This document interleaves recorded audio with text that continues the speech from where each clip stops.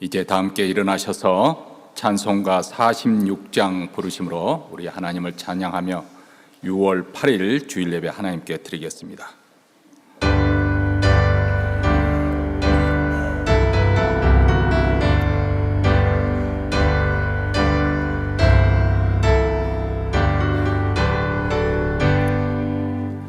찬양하라 복되신 구세주 예수, 백성들아 사랑을 전하여 경배하라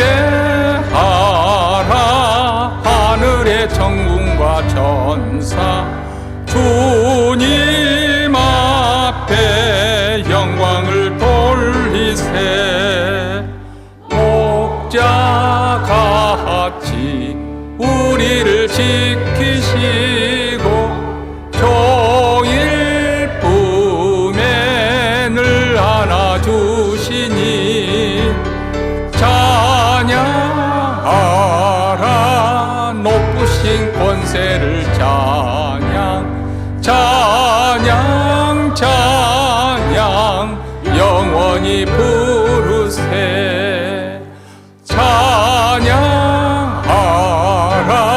복되신 구세주 예수, 우리 대신 죽임을 당했네. 구주 예수 영원한 구원의 소망, 경배하며 겸손히 절하세. 찬양하라 우리 죄 지신 예수, 그의 사랑 한없이 크셔라. 찬양하라 높으신 권세를 찬양 찬양 찬양 영원히 부르세. 찬양하라 복되신 구세주 예수, 천사들아 즐겁게 찬양해. 구주 예수 영원히 다스리시니 멸류관을 주 앞에 드리세. 구주 예수 세상을 이기시고 영광 중에 또다시 오시네. 찬양하라 높으신 권세를 찬양 찬양 찬양 영원히 부르세. 이 시간에는 우리 마음을 모아서 하나님 앞에 합심해서 기도하겠습니다. 먼저 오늘 우리가 드리는 이 예배 가운데 하나님의 영광이 충만하게 나타나 저희들을 압도하여 주시고 저희들로 하여금 하나님의 영광 앞에 엎드려 경배하는 시간이 되게 하옵소서. 우리 교회뿐만 아니라 드리는 모든 교회들, 특별히 한인교회 주일 예배 가운데 하나님의 임재를 생생하게 경험하고 또 예배 중에 하나님을 경험하고 하나님을 만나는 흔적을 안고 돌아가는 시간이 되기를 원합니다. 하나님의 우리 마음에 하나님의 얼굴을 간절히 갈급해하는, 사슴이 시냇물을 갈급해하는 것처럼 우리에게 그러한 갈망을 주시고 하나님을 영광을 열망하게 하옵소서. 두 번째로는 하나님 앞에 겸손하게 참회의 기도를 드리십시다.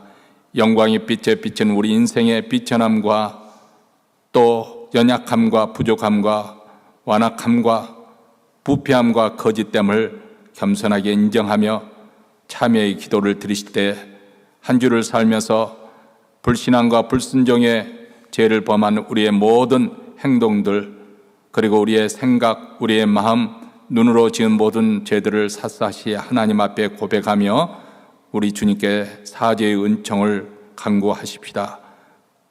그리스도의 보혈로 깨끗게 하시고 성령으로 새롭게 하옵소서. 이러한 기도점을 가지고 이 시간 다 함께 통성으로 하나님 앞에 기도하겠습니다. 자비로우시고 은혜로우신 하나님 아버지, 오늘도 복된 주일을 맞이하여 그리스도의 보혈을 힘입어 은혜의 보좌 앞에 나와 하나님의 이름을 선포하며 찬양하며 기도합니다. 우리가 드린 이 예배 가운데 우리 하나님의 영광으로 저희들을 압도하여 주시옵시고 그 영광의 빛에 사로잡히는 예배가 되어지고 그 영광에 엎드려지는 귀한 하나님을 경배하고 경외하는 마음으로 경배하는 시간이 되기를 간절히 원하고 기도합니다.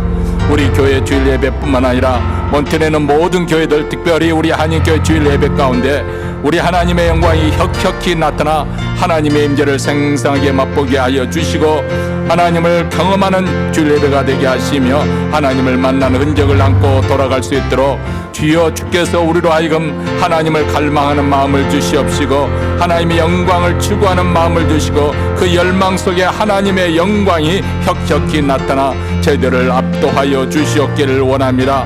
하나님 아버지, 이 시간에는 또는 이어서 우리의 아버지라며 연약함을 하나님 앞에 고백하며 참여의 기도를 드립니다.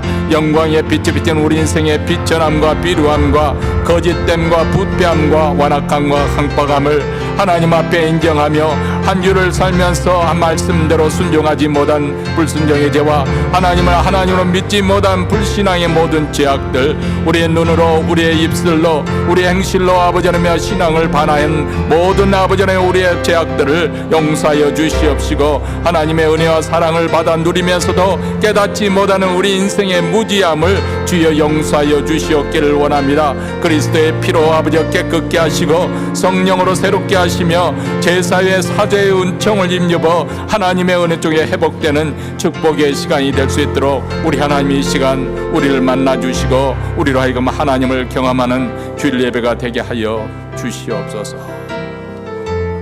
삼일체 송가 우리 하나님 앞에 부르겠습니다.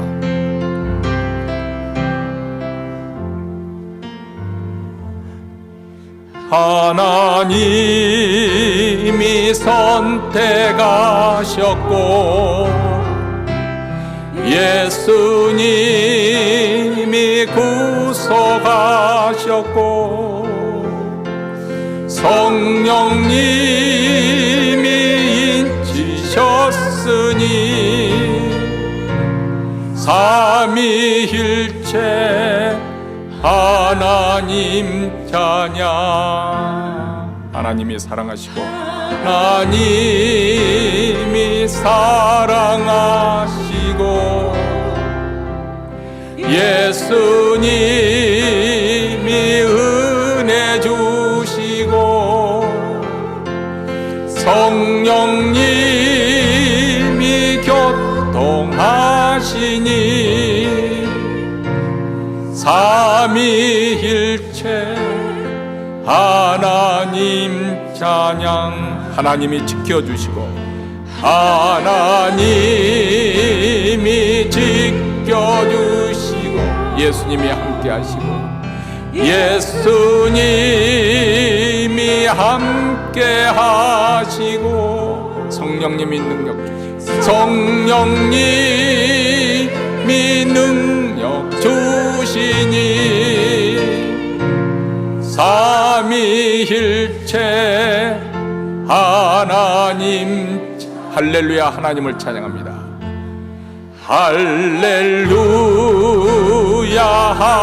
하나님 찬양. 할렐루야. 예수님 찬양. 할렐루야. 성령님 찬양. 삼위일체 하나님 찬양. 소망의 하나님이 모든 기쁨과 평강을 믿음 안에서 너에게 충만케 하사 성령의 능력으로 소망이 넘치게 하시기를 원하노라. 아멘. 하나님이 저희를 택하여 구원받게 하시고 영생의 축복을 누리며 거룩한 주님의 자녀로 살게 하신 하나님 아버지, 이 시간 저희들을 주님의 성전에 모이게 하시고 신령과 진정으로 예배드리고 주님의 의가 충만히 나타나는 시간으로 허락하시니 감사와 찬양을 드립니다. 하나님의 선하심으로 우리를 살피시고 보호해 주시고 죄 아래 있던 우리를 궁멸하심으로 은혜 안에 부르신 하나님 아버지 감사합니다.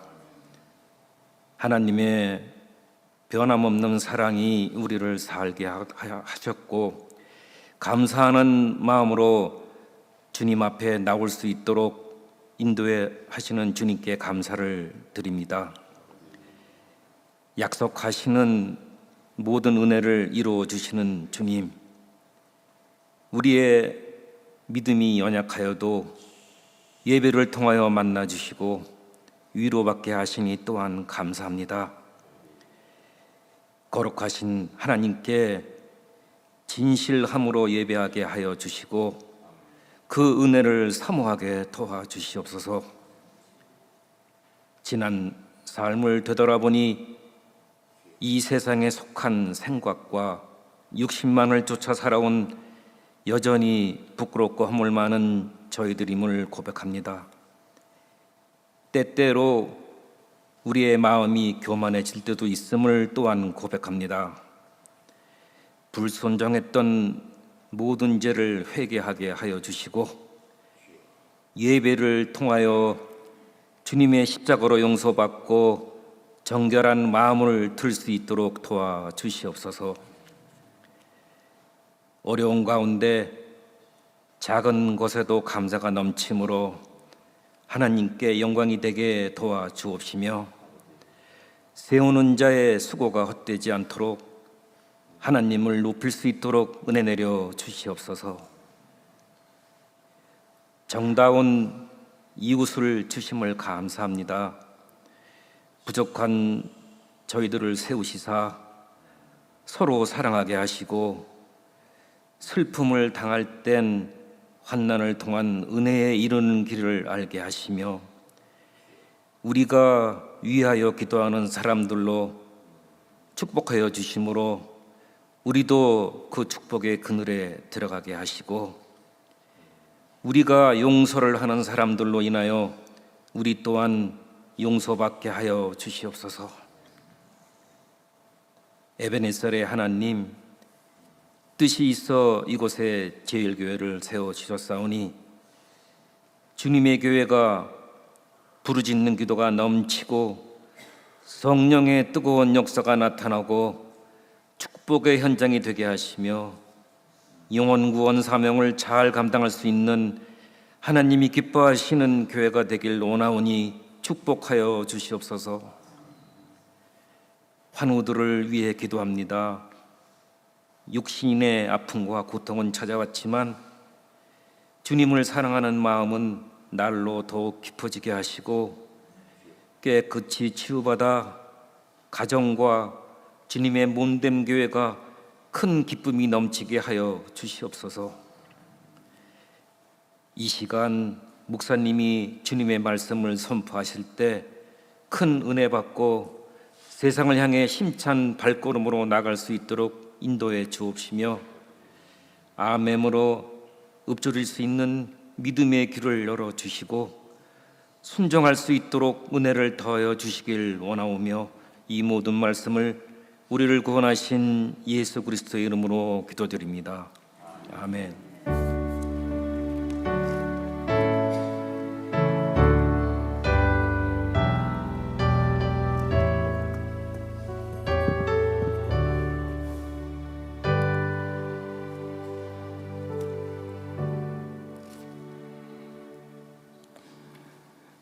찬송가 369장 부르심으로 준비한 예물 하나님 앞에 바치겠습니다.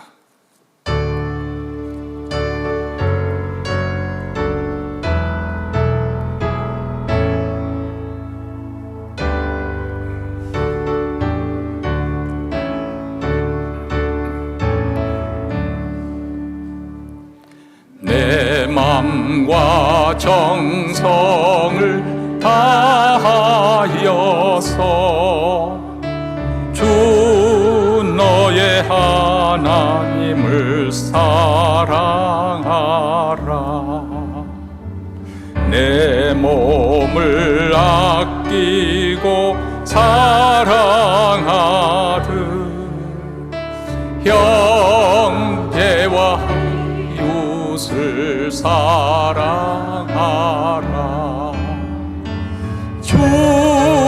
주께서 우리에게 명하시니 그 명령 따라서 살아가이. 널 미워해지는 원수라도 언제나 너 그렇게 사랑하라. 널 핍박하는 자 위에서도 신실한 마음으로 복을 빌라. 주께서 우리에게 명하시니 그 명령 따라서 살아가이. 나 항상 주님을 예방하고 형제를 억울하게 괴롭혔다. 이러한 죄를 사랑하사 주께서 몸 버려 죽으셨다. 속죄의 큰 사랑 받으니 뭐 생명을 다 바쳐 충성하리. 아멘.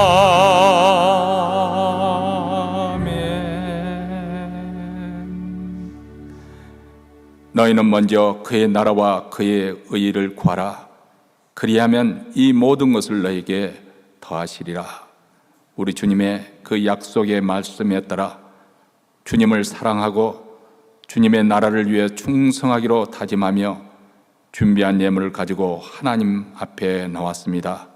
예물만 하나님께 드리는 것이 아니라 우리 하나님이 온 우주의 주가 되시며 우리 인생의 또 주관자이신 것을, 또 우리가 소유한 그 모든 것이 하나님의 것임을 인정하는 표로 우리가 누리는 그 모든 것이 하나님이 후히 주심으로 누리게 하심에 따라 감사한 마음으로 바쳐드리오니 주여 받아 주시옵시고, 이 물질이 쓰는 것마다 우리 주 예수 그리스도의 놀라운 그 축복의 복음이 땅끝까지 전파되게 하시며, 특별히 우리 소망 없이 살아가는 북한 동포에까지 또 증거되게 하여 주시고 땅끝까지 전파되게 하옵소서.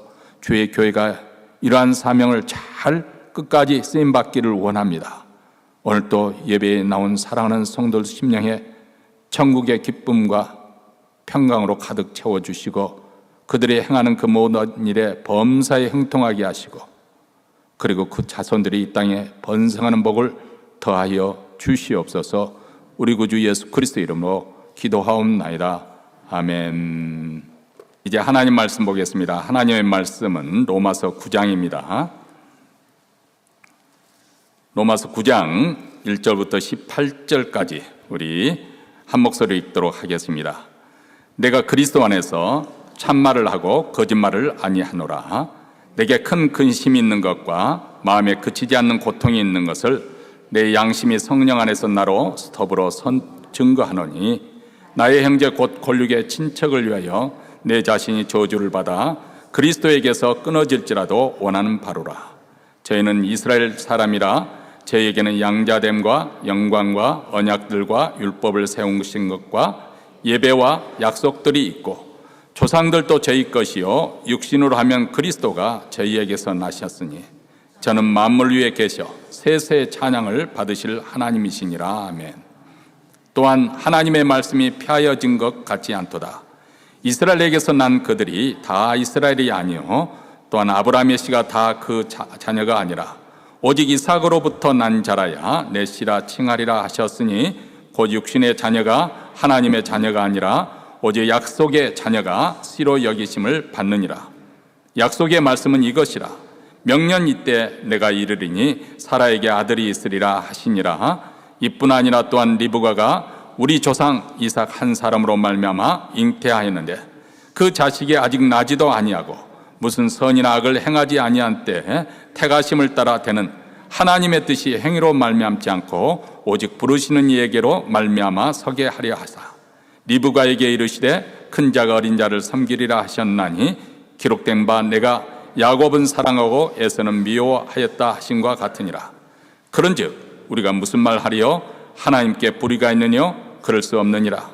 모세에게 이르시되 내가 궁일이 여길 자를 궁일이 여기고 불쌍히 여길 자를 불쌍히 여기리라 하셨으니 그런즉 원하는 자로 말미암도 아니요 다른 박질하는 자로 말미암도 아니요 오직 긍휼히 여기시는 하나님으로 말미암음이니라.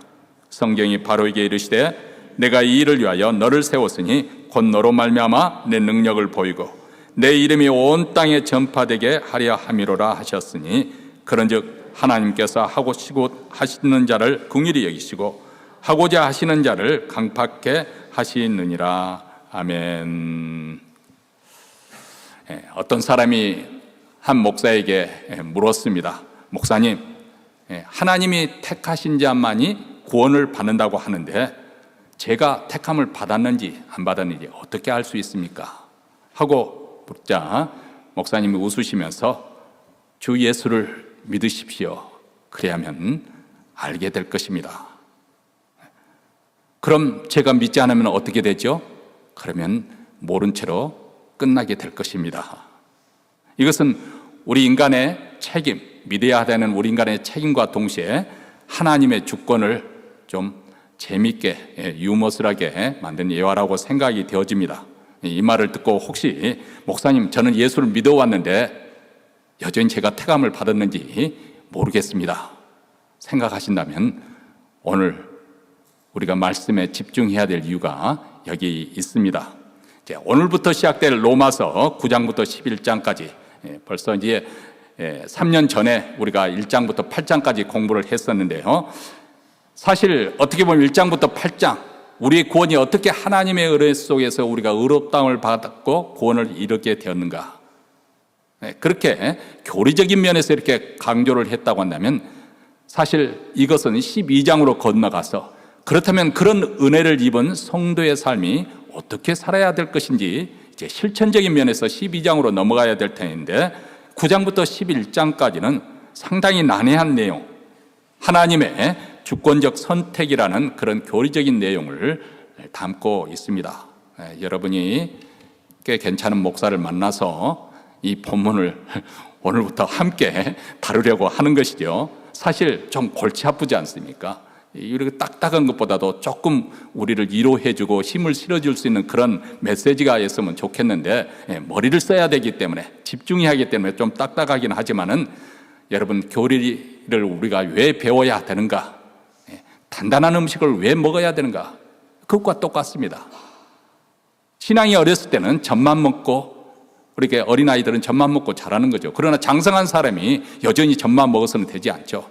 단단한 음식을 소화시켜야 그것이 뼈로 가고 또 우리 장기로 가고 또 골격을 채우고 그리고 튼튼하게 우리 몸을 일을 행할 수 있도록 만들어주는 거 아니겠습니까? 이 교리적인 내용은 바로 그와 같습니다. 하나님의 주권적 선택의 주제는 사실 많은 사람들에게 마음에 불편함을 안겨다 줄 수도 있는 것이고 또 논쟁거리를 불러올 수 있는 것은 분명한 사실입니다. 왜냐하면 그 내용 자체가 하나님께서 왜 어떤 사람은 선택해서 구원하시고 어떤 사람은 내버려 두셨는가, 이건 참 불공정하다 그렇게 느껴지기 때문에 그렇습니다. 근데 사도 바울이 왜 이 논쟁거리가 될 만한 그 내용을 갑작스럽게 9장에서 진실하고 있는 것일까? 우리가 그 이유를 잘 알아야 9장을 해석하는 데 도움이 될 것입니다.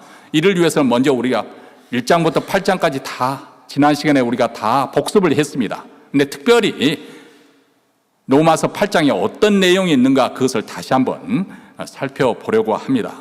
하나님께서 사랑하시는 자, 곧 그 뜻대로 부르심을 입은 자, 그 모든 것이 다 합력해서 선을 이루시는 하나님, 그 하나님께서 우리를 당신의 아들의 형상을 본받기 위해서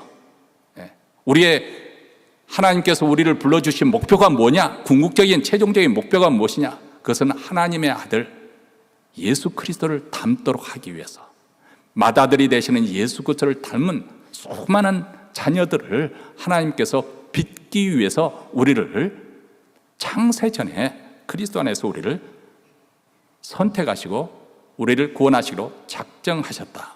그리고 작정한 우리를 불러주시고 또 불러준 우리를 그리스도의 구속의 피로 우리를 의롭다 하시고 또 우리 의롭다 한 우리를 영화롭게 하신다. 이게 황금사슬이라고 했습니다. 기독교에서는 어느 것 하나 끊을 수 없는 황금사슬로 연결된 교리입니다. 심지어는 이 일을 위해서 하나님께서 어떻게 행하셨는가? 자신의 아들 독생자 예수님을 십자가에 넣어주셨다. 하나님의 아들 아끼지 아니하고 내어주셨다. 우리가 이런 사랑을 받은 존재입니다. 우리가 세상에서는 별 볼 일 없는 것 같지만은 우리 구원을 위해서 하나님께서 자신의 아들을 내어주실 만큼 우리가 아주 존귀한 자녀, 하나님의 보는 관점에서 볼 때는 우리가 아주 존귀한 사람이라는 거예요. 이런 하나님의 사랑으로 말미암아 우리의 구원은 너무나도 확실한 것이죠. 그래서 사도 바울은 이런 확신 가운데서 선포합니다. 8장 마지막 절에서 내가 확신하노니 어떤 피조물이라도, 이 땅에는 어떤 피조물이라도, 아니 심지어는 천사들이라 할지라도, 그 어떤 것이라도 주 그리스도 예수 안에는 하나님의 사랑에서 끊을 수 없다. 여기에 우리 구원의 최고의 절정이고 최종적인 승리의 선언이 아니겠습니까? 하나님의 구원은 결코 실패할 수 없다. 얼마나 영광스럽습니까? 얼마나 감사합니까? 이것이 최종적이에요. 그런데 여기서도 질문을 던지는 사람이 있을 거라는 것을 사도 바울은 의식하고 있는 것이죠. 그들은 물을 것입니다. 아니 그렇게 하나님의 구원이 확실하다면 왜 이스라엘 백성들은, 유대인들은 실패했대요? 이렇게 물을 거 아니겠습니까? 그들은 하나님과 언약을 맺은 언약의 백성인데 왜 여전히 지금도 유대인들은 예수를 믿지 않는 것일까요? 만약 그들의 구원이 실패했다 한다면 하나님께서 우리에게 약속하신 하나님의 구원도 실패할 수 있는 거 아니겠습니까? 여러분, 이것은 단순히 호기심이 담긴 궁금증에서 던지는 질문이 아닙니다. 우리의 신앙의 기초이자 구원의 확신을 뒤흔들 수 있는 매우 중요한 질문입니다. 유대인들이 복음을 받아들이지 않고 거부했다고 한다면 과연 하나님의 구원은 실패한 것일까요? 이것은 이 로마서를 쓴 2000년 전 로마 교회 성도들에게만 해당되는 의문이 아닙니다. 오늘 우리 각자에도 깊이 관련되어 있는 질문이기도 합니다. 하나님이 택하신 하나님의 백성들이 실패할 수 있나? 그렇다면 나의 구원은 확실한 것인가? 여러분은 어떻습니까? 하나님의 구원이 정말 실패 없이 나에게도 적용될 것이라고 여러분은 확신하십니까? 예배드리는 지금 이 시간이야. 하고 답변하시겠죠. 근데 여러분이 병상에 이제 마지막 임종의 무릎에 있을 때도 과연 내가 천국에 들어갈 것이라는 그런 확신을 가질 수 있을까요? 이 질문은 내가 천국에 들어가느냐 못 가느냐, 아니면 내가 실패할 수도 있지 않을까 하는 개인적인 그런 구원 차원의 그런 질문을 뛰어넘어서 그것과 더 깊은 차원에서 도대체 우리가 신앙하는 하나님은 어떤 분이시냐, 여기에 연결되어 있습니다. 하나님은 과연 믿을 만한 분이신가? 그분은 어떻게 일하시고 그분의 약속은 정말 실패할 수도 있는 것일까? 그것을 묻는 중요한 질문이기도 합니다.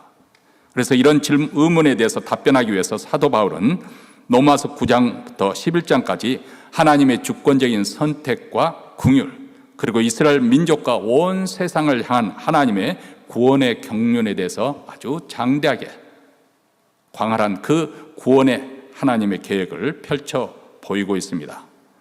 한마디로 이 세 장을 집약해서 여러분에게 말씀드린다면 하나님은 언제나 신실하시고 그분의 약속은 반드시 이루어진다, 이렇게 말할 수 있겠습니다. 우리가 보기에는 세상 일이 더디 진행되는 것처럼 보이고 하나님의 구원이 지지분하게 되어지는 것처럼, 때로는 하나님께서 어떻게 이 악한 일을 허용하시는 이해되지 않는 그런 상황이라 할지라도 우리 하나님 모든 시간과 공간과 이스라엘 민족뿐만 아니라 모든 세상 열방 나라를 다 아우르면서 하나님의 구원 역사를 진행하고 계신다.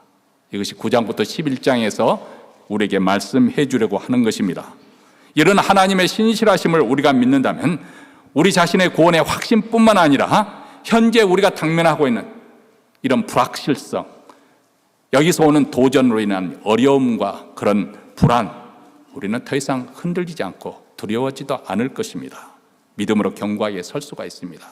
왜냐하면 하나님은 과거에도 약속을 지키셨고 지금도 하나님의 열심으로 일하고 계시고 또 앞으로도 반드시 하나님의 의지적으로 우리 하나님께서 그분의 뜻을 성취하실 분이기 때문에 그렇습니다.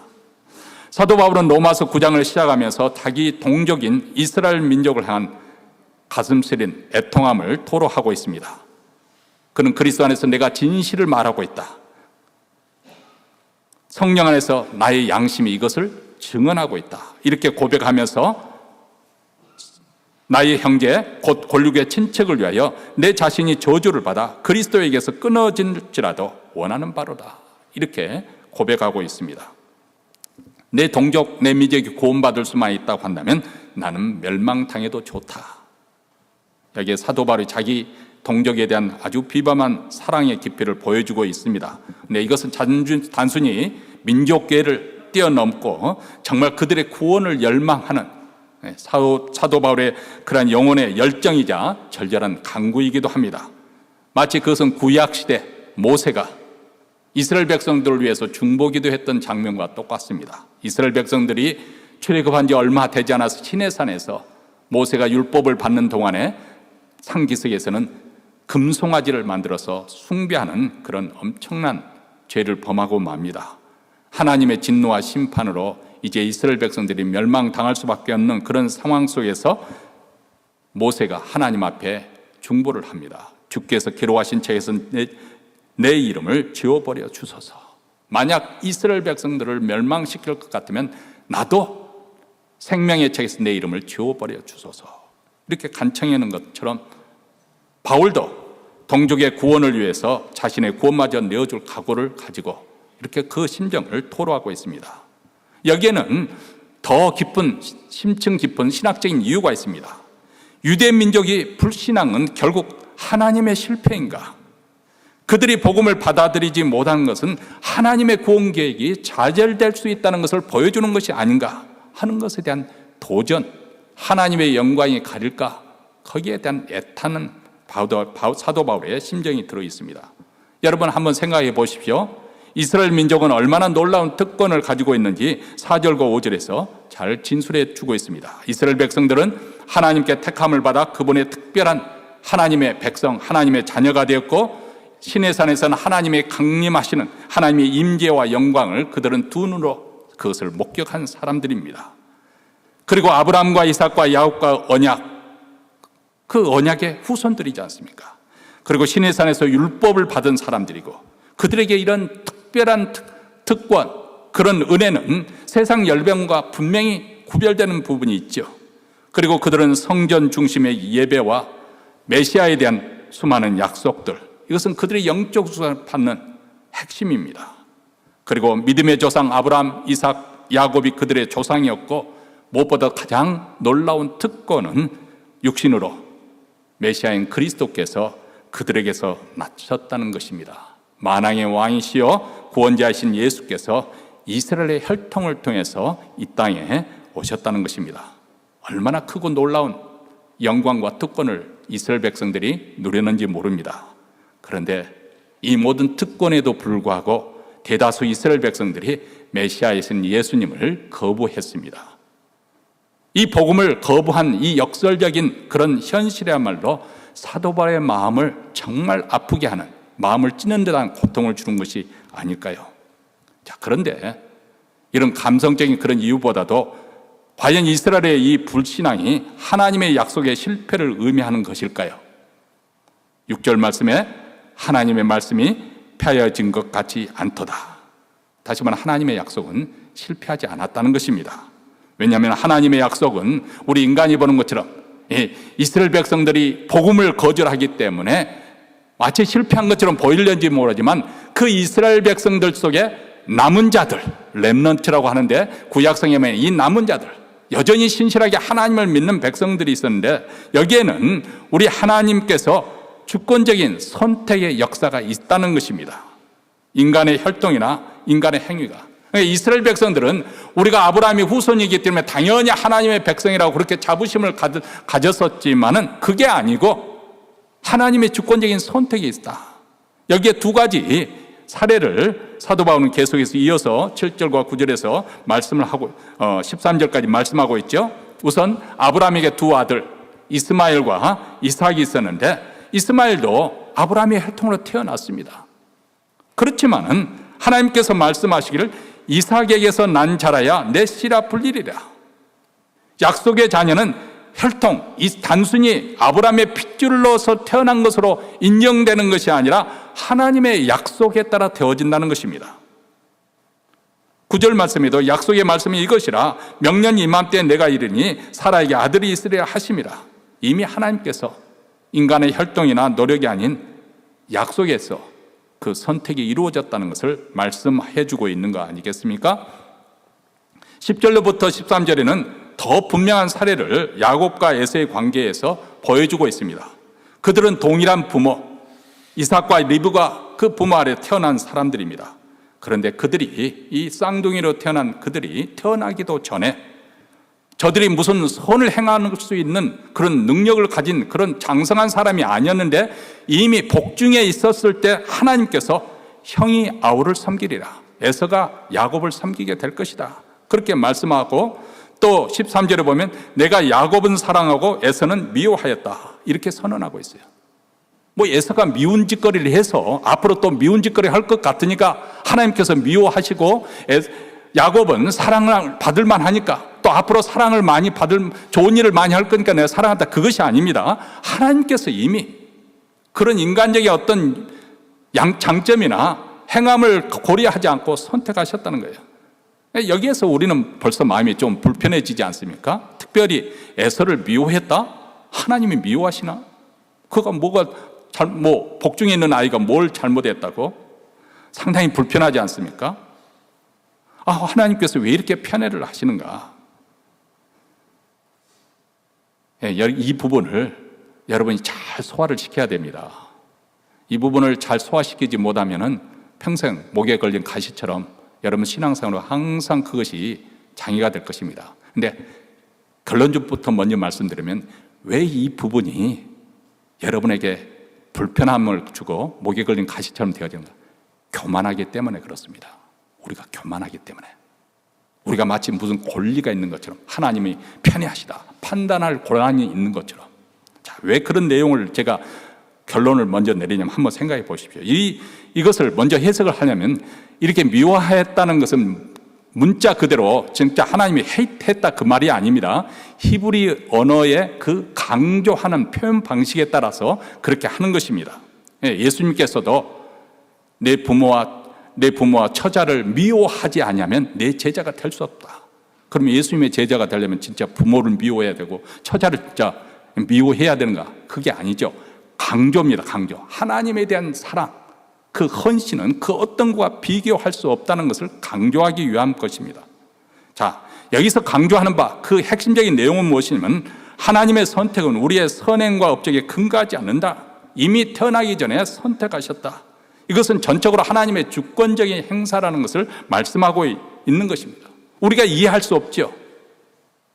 그런데 하나님은 은혜를 주실 자에게 은혜를 베풀어 주시는데 은혜를 받을 자격이 없는데 하나님께서 은혜 주신 것에 대해서 우리가 하등에 불평할 것이 없습니다. 제가 한번 포도원 비유를 들어보겠습니다. 예수님께서 쓰신 포도원 비유를 보면 포도원 주인이 아침 일찍 나갔어요. 6시부터 사람을 쓰기 시작합니다. 왜냐하면 포도를 수확하는 시기에는 그 날짜에 따라서 빨리 거둬들여야 최상품의 포도주를 얻을 수가 있기 때문에, 그래서 이게 포도 수확을 할 때는 일꾼들이 많이 필요합니다. 우리 같아서는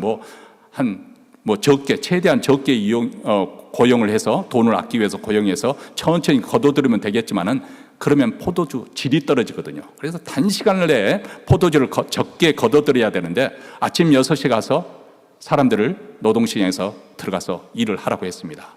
그들은 온종일 일했죠.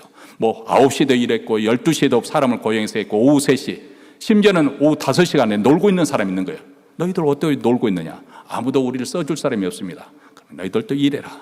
그래서 그들은 열심히 1시간 일을 했습니다. 자, 그 시대는 하루 벌어서 하루 먹는 시대예요. 그러니까 하루 벌지 못하면 그 가족들이 굶은 채로 잠자리에 들어가는 그런 가난한 시절을 우리가 배경으로 염두에 두고 생각해 보시면 되겠습니다. 자, 이제 주인이 임금을 주는데 오후 5시에 온 사람에게 1달란트를 주는 거예요. 그러니까 나머지 사람들이 얼마나 신나겠어요.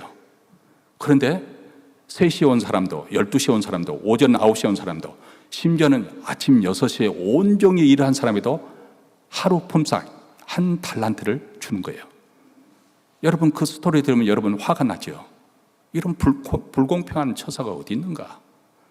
근데 여기에 우리가 한번 생각을 바꾸면은 다르게 해석이 들리고, 그러면 여러분이 그 느낌이 달라질 수가 있습니다.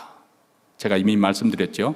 하루 일 공치면 하루 온 가족이 굶어야 되는 그런 상황 속에서 단지 1시간만 일했지만은 하루 품삯을 받은 사람은 얼마나 기쁘고 감사하겠어요. 그렇죠? 그러면 오전 6시에 온 사람은 그 주인이 불공평하게 대한 것이냐? 아니에요. 처음부터 1데나리온 주기로 작정한 대로 그들은 자기 몫을 받은 거예요. 불평할 것이 없죠. 왜냐하면 처음부터 1데나리온 하루 품삯 받기로 약속한 대로 받았으니까. 다만 나중에 온 사람들에게 1데나리온을 준 것은 그 주인의 관대함입니다.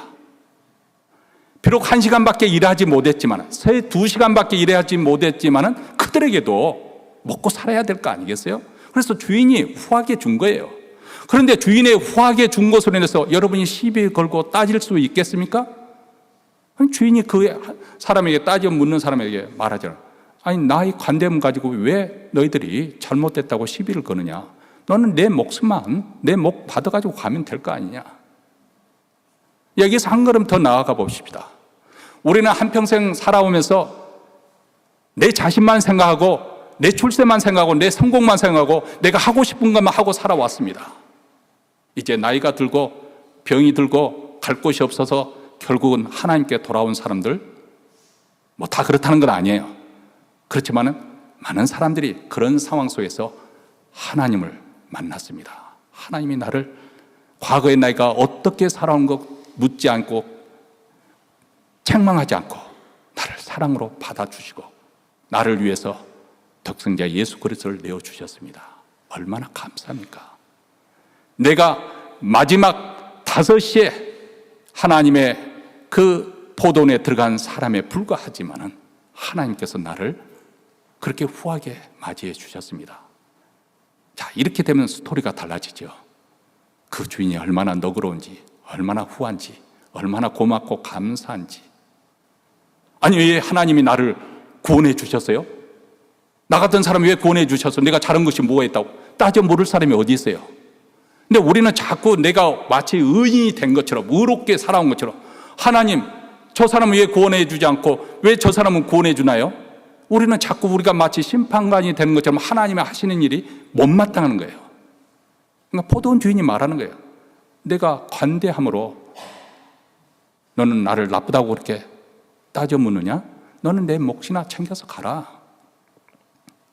여러분, 이 성경에 나온 진리의 말씀을 한마디로 다시 한번 정리해 보면 하나님의 선택은 우리의 공로나 행위에 근거하지 않는다.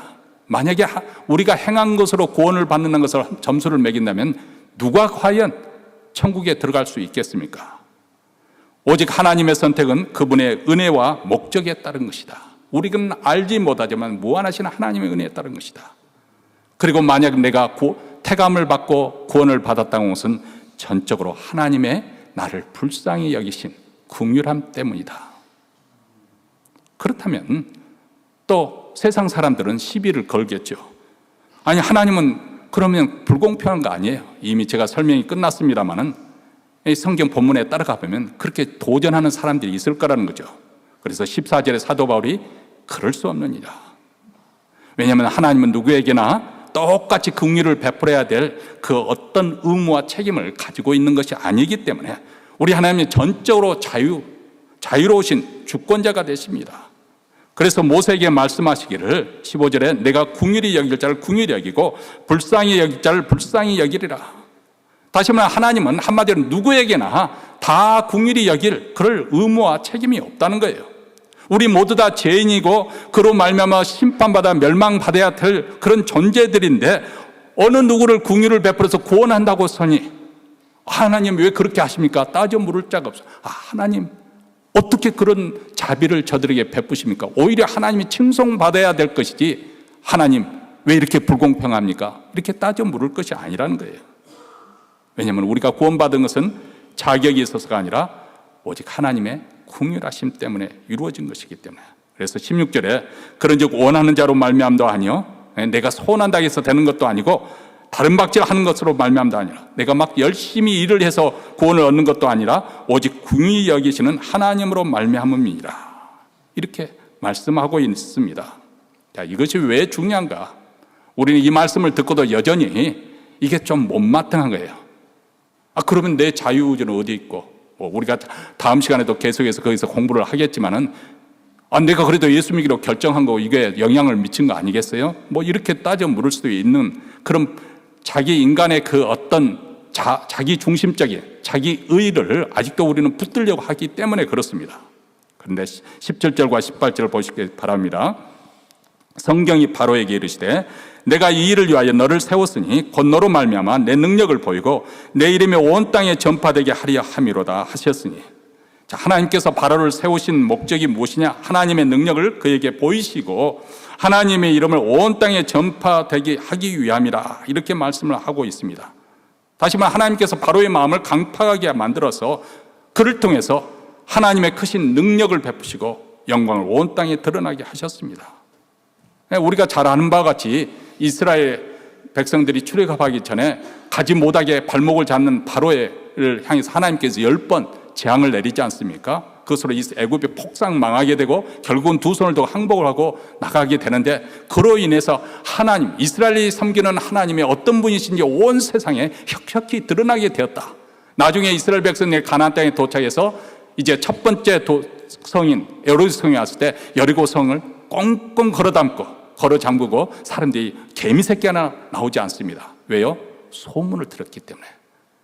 저 애굽 강대국인 애굽을 폭삭 망하게 하신 여호와 하나님이 섬기는 이스라엘 백성들이 바로 여기 와 있다니 두려워서 벌벌 떨면서 그래서 성경에 보면 간담이 녹았다 그렇게 표현하고 있습니다. 하나님의 영광이 온 세상에 자신의 존재를 이렇게 해서 드러나게 된 거라는 거예요. 여기서 하나님께서 바로의 마음을 강팍하게 만들었다고 한다면 그러면 바로에게 하나님이 책임 있는 거 아니겠어요? 그러겠죠. 그런데 여기서 우리가 자꾸 다시 표현법을 생각해야 되는 것은 이 말은 하나님께서 바로로 하여금 강제로 죄를 짓도록 그렇게 만드셨다는 그런 의미가 아닙니다. 바로의 그 굳어진 마음을 강팍한 그대로 내버려 두셨다. 그런 표현에 가깝습니다. 그래서 성경에 보면 바로가 스스로 마음을 강팍하게 하였다. 그런 표현이 나오고 또 하나님께서 그의 마음을 강팍하게 하셨다. 여기에 두 가지 표현법이 계속 나오고 있는 이유는 뭐냐면 인간의 자유의지를 가지고 선택이 있어요. 바로가 자기 마음을 강팍하게 한 거예요. 굳게 한 거예요. 하나님 말씀에 순종하지 않기로 거부하기로 자기가 결심한 거예요. 동시에 그렇게 하는 가운데서도 하나님의 주권이 지금 작동하고 있다는 것을 성경이 보여주고 있는 것입니다. 실제로 10번째 재앙에 이르기까지 매번 하나님께서는 바로에게 돌이킬 수 있는 회개할 수 있는 기회를 주십니다. 그래서 그가 잘못을 회개하고 용서를 구할 때마다 재앙을 거둬들이잖아요. 그런데 문제가 해결된 다음에 바로가 또 마음을 더 굳게 완강하게 합니다. 그래서 또 하나님을 또 대적을 합니다. 그걸 통해서 하나님의 영광스러움, 그 유형이 갈수록 증가가 되어지는 거죠. 이렇게 하나님은 죄인된 인간의 완악함을 당신의 거대한 구원 역사 안에서 활용할 수 있는 절대 주권자이신 것을 보여주는 거예요. 그것을 가장 잘 보여주는 사건이 바로 이 복음서에 나오는 예수님의 십자가의 사건입니다. 자, 예수님의 죽음의 원인이 어디 있는가? 그것은 원래 예수님은 유월절에는 죽이려고 하지 않았습니다. 나사로가 죽은 지 나흘 만에 다시 부활한 소식을 들은 후에 대제사장과 장로들이 모의를 합니다. 저자를 가만히 내버려두면 안 되겠다.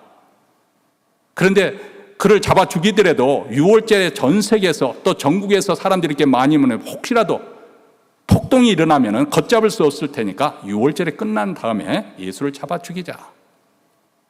그런데 이게 변수가 생긴 거예요.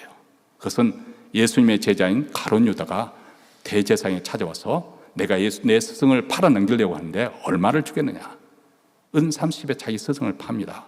이런 결정적인 변수가 생길 때 대제사장들은 기회다 싶어서 예수님을 잡아 죽이죠. 바로 그날이 유월절이었습니다.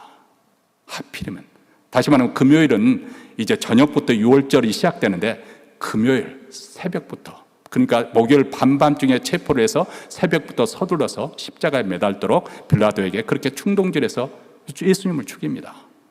왜 그렇게 됐을까요? 왜 상황이 그렇게 급변하게 됐을까요? 왜냐하면 예수님은 하나님의 유월절 어린 양이 되셔야 하기 때문에. 자, 여기에 보면 가룟 유다가 배신을 했어요. 자기가 원해서 선택한 거예요. 아니, 가룟 유다가 무슨 죄가 있어요? 하나님의 뜻을 이루기 위해서 그를 쓰임받은 거 아니에요? 어떤 사람은 그렇게 주장합니다. 그런데 성경은 가룟 유다가 자기 스스로 하나님을 버린 죄값을 치료해야만 했습니다. 대제사장도 자기 악한 대로 예수님을 잡아 죽이자 그 일에 일조를 했습니다. 빌라도도 무죄한 자를 사형 선고를 내렸습니다. 여기에 보면 인간들의 그 계획에 의해서 악한 생각에 모의해서 예수님은 십자가를 매달았습니다. 그런데 놀라운 것은 그것이 바로 하나님의 구원의 계획이었다. 하나님이 예정하셨던 유월절의 어린 양이 되시도록 하기 위해서 저들의 악한 의도조차마저도 우리 하나님은 한층 더 높은 차원에서 주권적으로 구원의 역사를 이루어내셨다. 바로는 스스로 완악함을 통해서 하나님께 거역을 했지만은 하나님은 그 완악함마저도 그것을 사용해서 당신의 놀라운 능력과 영광을 드러내는 수단으로 사용하셨습니다. 이것은 마치 어두운 배경에 밝은 그림이 더욱 돋보이게 하는 것처럼, 제가 몬트레이 그 아쿠아리움 수족관에 가면은 가본 지가 꽤 오래전이네 가서 요즘은 어떻게 달라졌는지 모르겠습니다만 좋아하는 곳이 있습니다. 우선 첫째로 좋아하는 것은 이 정어리떼가 막 뺑뺑뺑 도는 곳이 참 장관이고, 두 번째 제가 정말 좋아하는 것이 있어요. 정말 제가 신앙적으로 굉장히 해석을 하면서 좋아하는 곳이 있는데 그것이 어느 곳이냐면 해파리 전시관입니다. 여러분, 바닷가에서 해파리는 어부들에게 참 골칫거리입니다. 고기를 잡는데 거추장스럽고, 또 그 해파리가 그만큼 많다는 것은 어종들이 그만큼 줄어들었다는 것을 의미하기도 하고요. 물론 우리 한국 사람은 못 먹는 게 없죠. 해파리 냉철해서 맛있게 먹습니다만은 이 해파리가 또 요즘에 그 온도가 올라가서 독성 있는, 독침 있는 그런 해파리가 있어서 수영장에서는 아주 금기시는 한다고 하는데 말이죠. 그런데 이렇게 하찮은 해파리인데 그 무대 세트를 딱 만들어 놓고 조명을 딱 비추니까, 야, 해파리, 이건 어느 화가가 그려내지도 못할 정말 기가 막힌 작품으로, 제 설교를 듣고 아마 아쿠아리움 꼭 한번 가서 그 부분에 좀 은혜를 받으시기 바랍니다. 그러면서 꼭 생각을 해보세요. 이 해파리 같은 존재가 나였는데 하나님께서 이렇게 무대를 만들어주시고 조명을 쫙 비추니까 내가 예수님의 생명으로 구원을 받은 그런 놀라운 존재가 되었구나. 한번 거기서 대입해서 생각해 보시기 바랍니다. 근데 이렇게 어두운 배경에 밝은 그림을 더욱 돋보이게 하는 것처럼 우리 인간의 악함, 그 어두움조차도 하나님의 선하신 계획을 좌절시키지 못하고 오히려 그분의 위대함을 드러낸다는 것입니다. 그래서 요셉이 애굽의 총리가 된 요셉이 형들을 향해서 이런 고백이 납니다. 당신들은 나를 헤아려 하였으나 하나님은 그것을 선으로 바꾸사 많은 사람의 생명을 구원하게 하셨나이다. 형들은 요셉을 시기해서 종으로 팔아먹었습니다. 은 30에 팔아먹었는데 그것을 통해서 요셉이 애굽에 가고 물론 고생을 했습니다. 우여곡절을 통해서 결국은 애굽의 총리가 되어서 야곱의 온 가족을 가뭄 속에서 그 극난한 굶주림 속에서 그들을 건져주고, 그리고 야곱의 가정뿐만 아니라 애굽 사람들과 그 지역에 있는 모든 민족을 생명을 구원하는 놀라운 역사를 쓰게 됩니다. 그리고 그 요셉으로 말미암아서 70명으로 내려갔던 그 야곱의 가족이 큰 민족을 이루고 출애굽을 해서 이제 아브라함과 맺었던 언약대로 가나안 땅을 향해서 가게 되는 것이죠.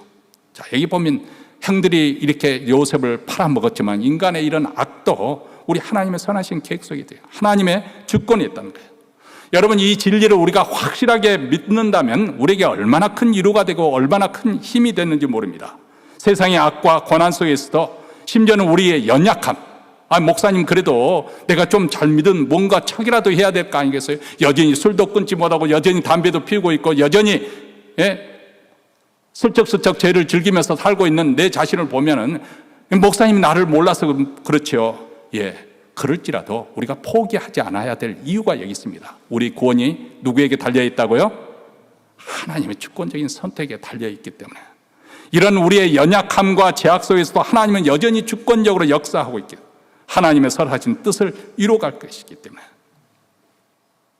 우리 하나님이 여전히 선하시고 언제나 의로우시고 그분의 약속은 변함이 없습니다. 우리의 구원은 이런 하나님의 주권적인 신실하심에 기초하고 있다는 사실이 얼마나 감사한지 모릅니다. 그래도 목사님, 뭔가 내가 예수 믿는 사람으로서 잘해야 돼. 맞습니다. 그것은 우리가 12장에서 다루게 될 거예요. 그러나 지금 우리가 11장까지 우리가 앞으로 다해야 될 것은 나 자신, 이것을 쳐다보지 말고 내가 어떻게 신앙생활 그것을 보지 말고 하나님이 나를 위해서 어떻게 일하고 계시는가, 그것을 초점을 맞추라는 거예요. 우리의 구원은 전적으로 하나님의 은혜를 기초로 합니다. 그렇기 때문에 우리는 이 진리 앞에서 겸손할 수밖에 없어요. 당신은 예수 믿어야지, 그렇지 않으면 지옥에 가. 말은 맞지만은 태도에 있어서 교만한 거죠. 무슨 예수 믿는, 내가 잘해서 예수 믿어서 구원받은 것처럼 내가 벼슬하는 것입니까? 그게 아니죠. 내가 이런 죄인이지만은 하나님이 나를 불쌍히 여기서 구원해 주셨습니다. 당신도 예수 믿어서 꼭 천국에 가시기 바랍니다.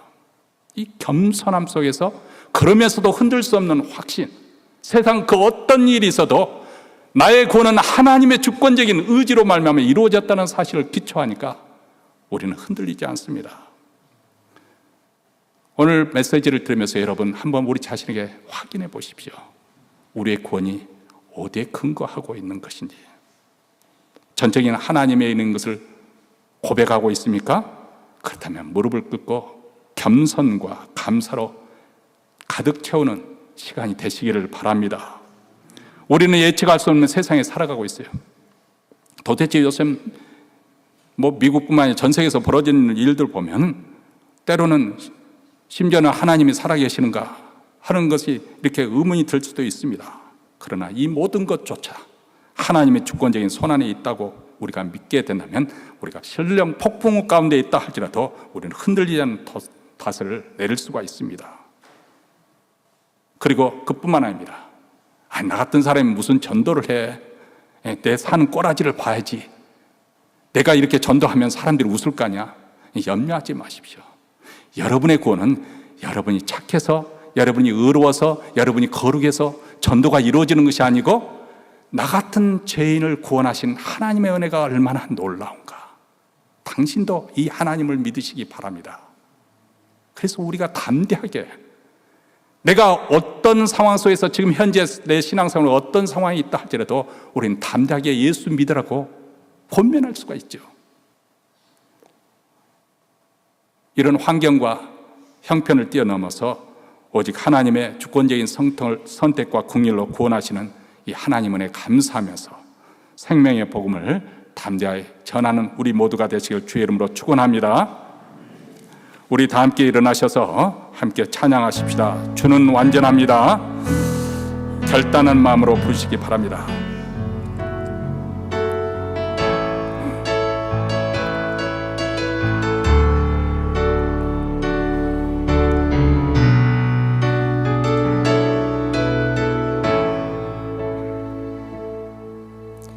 주여 우린 연약합니다.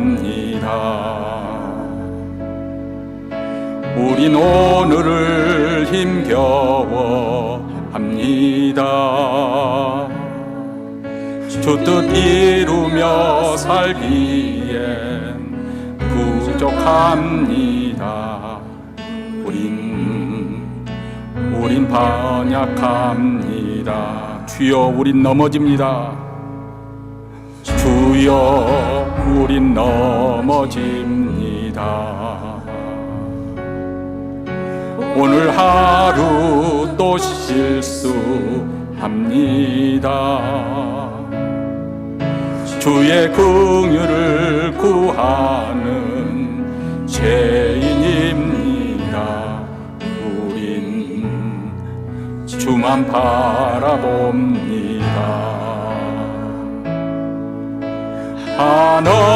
한없는 주님의 은혜 온 세상 위에 넘칩니다. 가릴 수 없는 주의 영광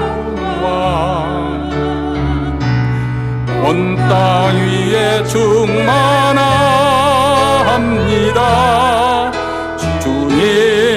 주님만이 길이오니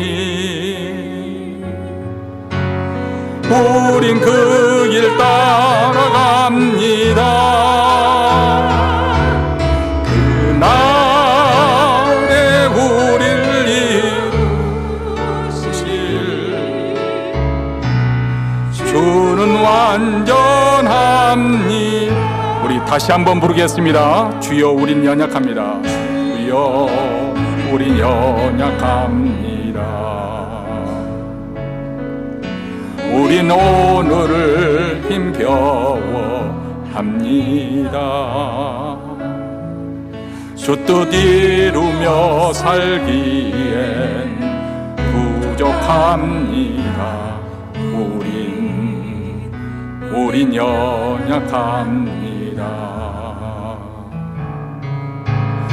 주여 우린 넘어집니다. 오늘 하루 또 실수합니다. 주의 긍휼을 구하는 죄인입니다. 우린 주만 바라봅니다.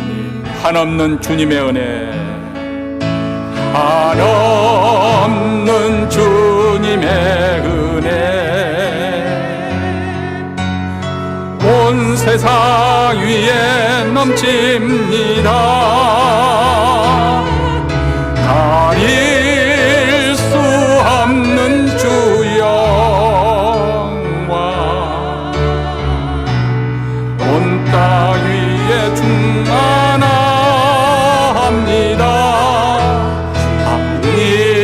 하나님만이 길이오니 우린 그 길 따라갑니다. 그날에 우릴 이루실 주는 완전합니. 한없는 주님의 은혜, 한없는 주님의 은혜 온 세상 위에 넘칩니다. 온 세상 위에 넘칩니다. 가릴 수 없는 주여 온 땅 위에 충만합니다. 주님만 이길이 오니 우린 그 길 따라갑니다. 그날에 우릴 이루실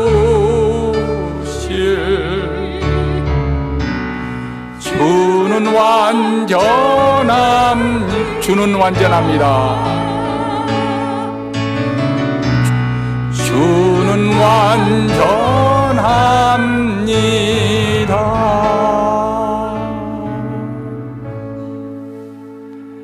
이제는 우리 구주 예수 그리스도의 은혜와 하나님 아버지의 무한하신 사랑과 성령의 교통하심이 하나님의 주권적인 선택에 부름받아 구원받은 하나님의 백성이 됨을 감사하며 이 자리를 떠나는 사랑하는 주의 백성들, 그 가정과 기업과 교회 위에 영원토록 함께 있을지어다. 아멘.